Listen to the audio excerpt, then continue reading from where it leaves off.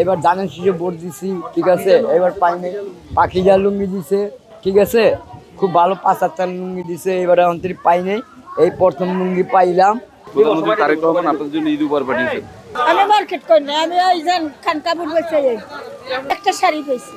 কেমন লাগতেছে? ভালোই লাগছে। আসসালামু আলাইকুম। তারেক রহমান আপনাদের জন্য ঈদ উপহার পাঠিয়েছেন। ঈদের মার্কেটিং করতে পারি নাই, হ্যাঁ দিছে, এর লাগে আমরা অনেক খুশি। আমার বাচ্চাগুলো লাগে আমি কিনতে পারি না। ভালো লাগছে, একটা লুঙ্গি দিছে তারেক রহমান, ঠিক আছে। এবার ধানের শীষে ভোট দিছি, ঠিক আছে। এবার পাইনি, পাখিজার লুঙ্গি দিছে, ঠিক আছে। খুব ভালো 5-4 লুঙ্গি দিছে, এবার অন্তরি পাইনি, এই প্রথম লুঙ্গি পাইলাম, ঠিক আছে। এবার ঈদে আমরা পরবো, এটা কালিকা পরবো, ঈদ কালিকা।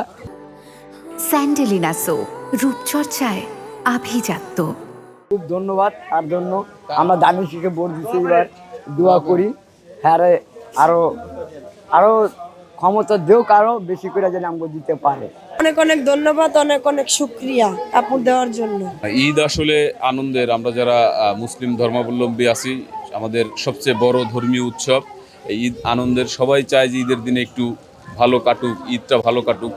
তো সমাজের যারা সচ্ছল আছে, আমরা যারা আছি, সবাই কোনো না কোনোভাবে ভালোভাবে ঈদ উদযাপন করার চেষ্টা করতে পারি। কিন্তু এই যারা ছিন্নমূল পথচারী ছিন্নমূল শিশু এবং ছিন্নমূল মানুষ যারা রয়েছে, পথ শিশুরা যারা রয়েছে, লেখাপড়া করে, তাদের আসলে এই ঈদ উপলক্ষে আলাদা করে কোনো কিছু নতুন কিছু কেনার সুযোগ হয় না।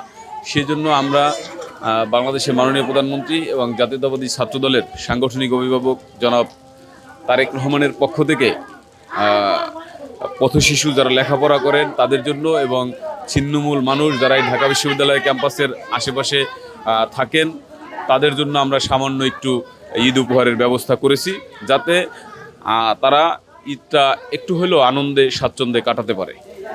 এই শতাধিক মানুষকে আমরা এটা দিয়েছি, শিশু, ছেলে মেয়ে এবং বয়স্ক মানুষ, পুরুষ নারী সবাইকে দেওয়া হয়েছে।